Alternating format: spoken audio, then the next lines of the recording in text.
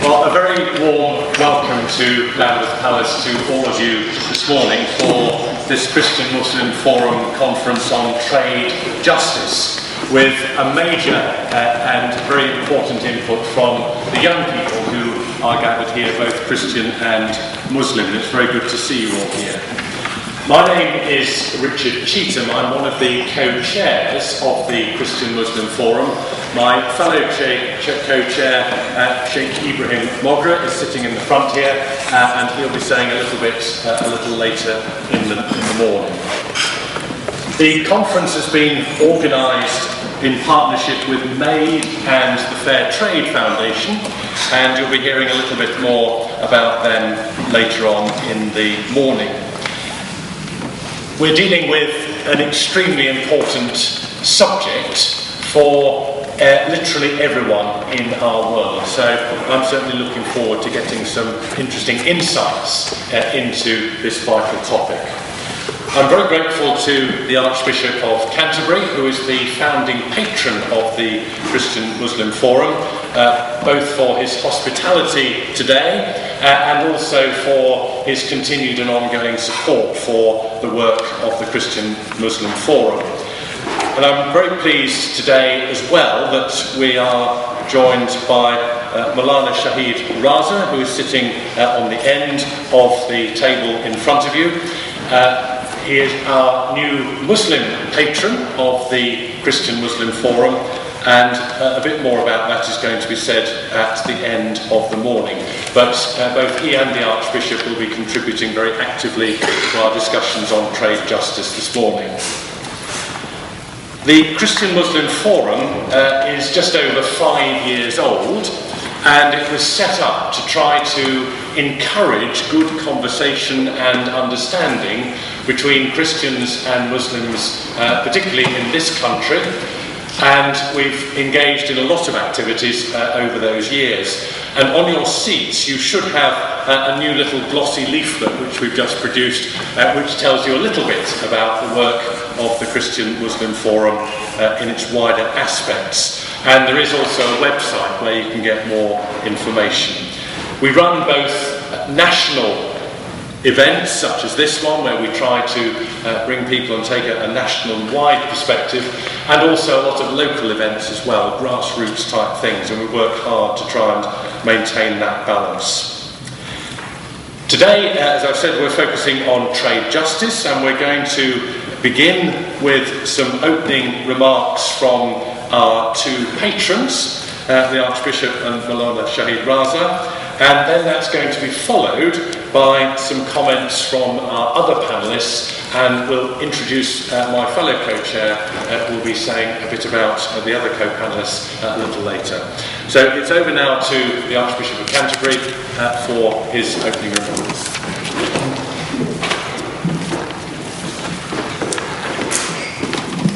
Thank you very much indeed, Richard.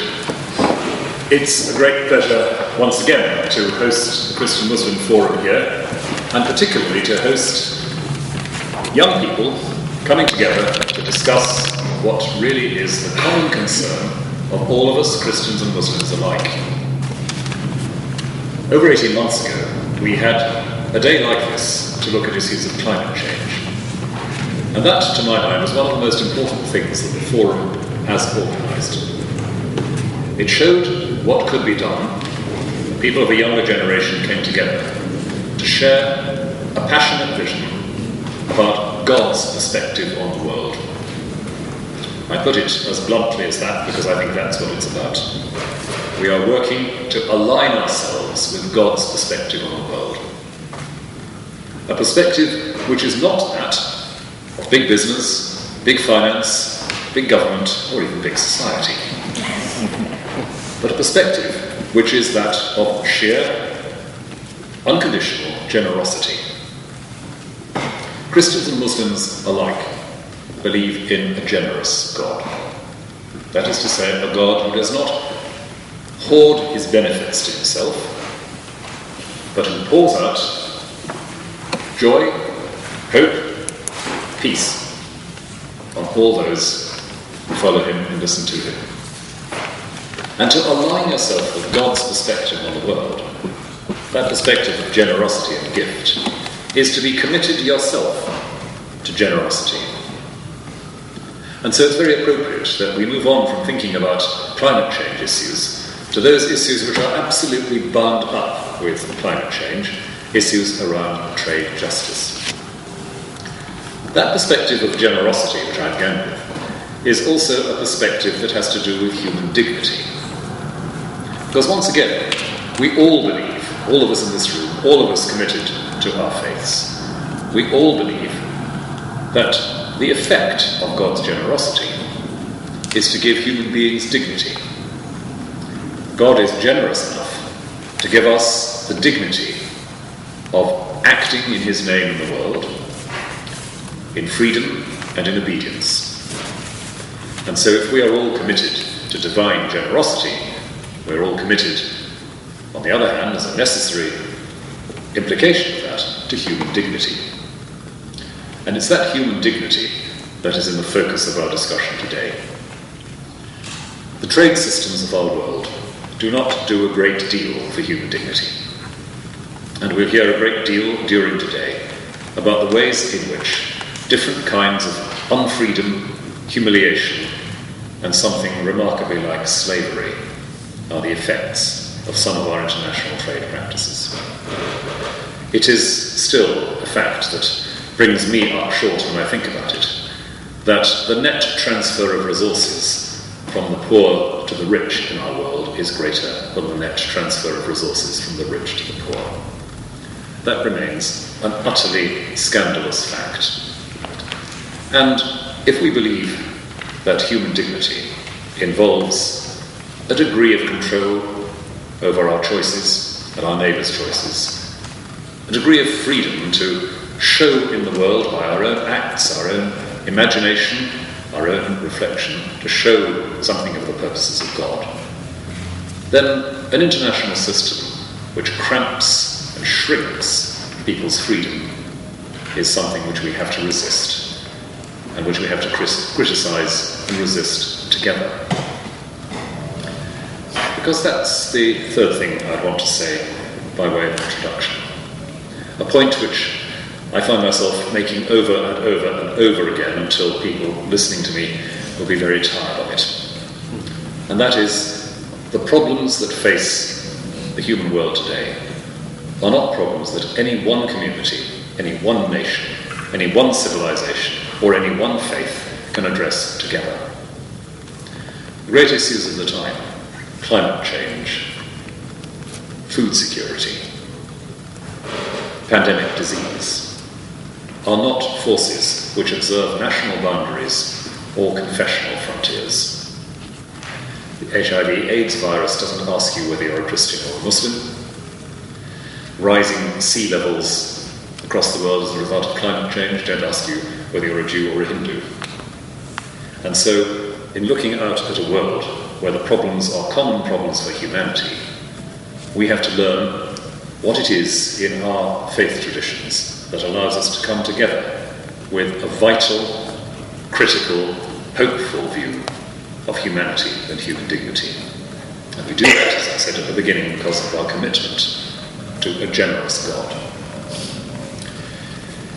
In this, of course, we make alliances, we make tactical links with people who may not share our view about the generosity of God or even the existence of God. And yet what we have to bring is something distinctive and profoundly life-giving here. We are energized by what we believe about God.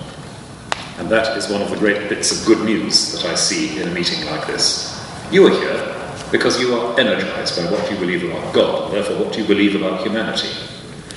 And in a world where it's quite easy to be a bit apathetic, a bit resigned, a bit whatever, about the possibilities, we at least have something to give, something of energy and vision and hope. So I'm very delighted that this event is happening, that it's focusing, as it is, on the questions of trade justice that we have to address together.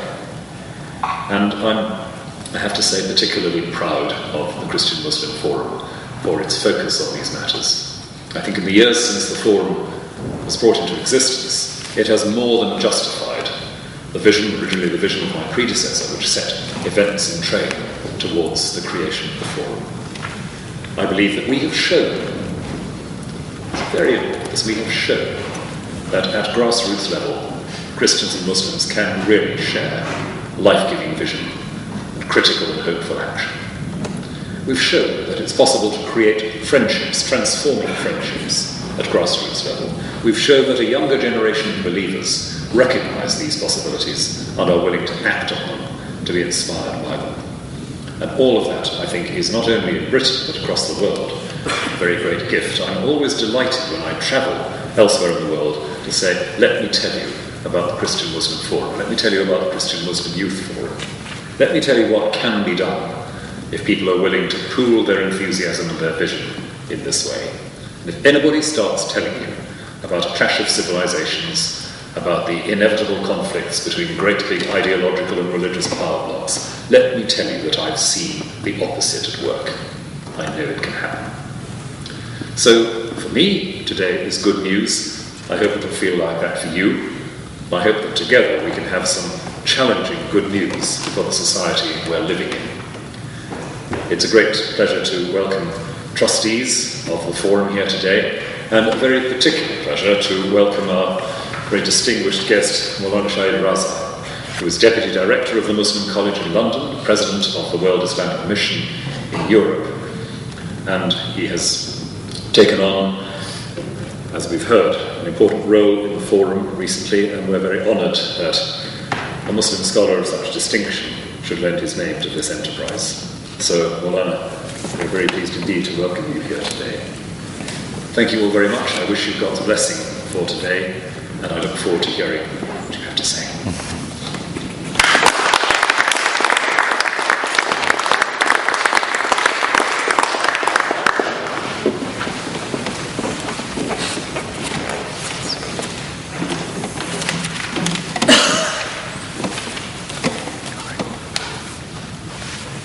Bismillahir-Rahmanir-Rahim.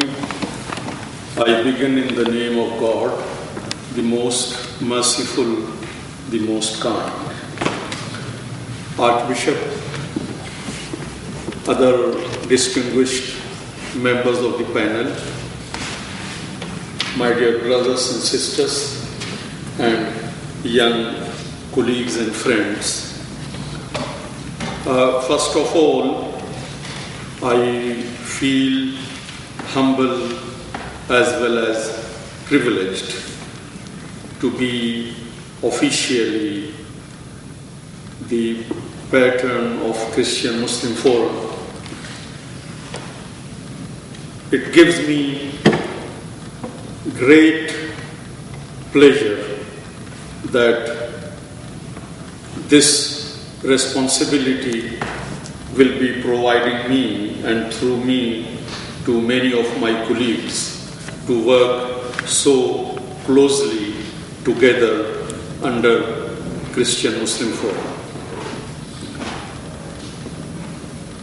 Today, this is an event organized by Christian Muslim Forum where the youth group is going to issue a statement on trade justice. Youth, as we all know, are our tomorrow, and their voice is our voice of tomorrow. Particularly when they come together and speak with a religious perspective, their voice becomes our moral, spiritual, and religious voice for tomorrow. Each and every individual view and voice is worth having some attention, but when there is a collective voice, it brings a lot of things. and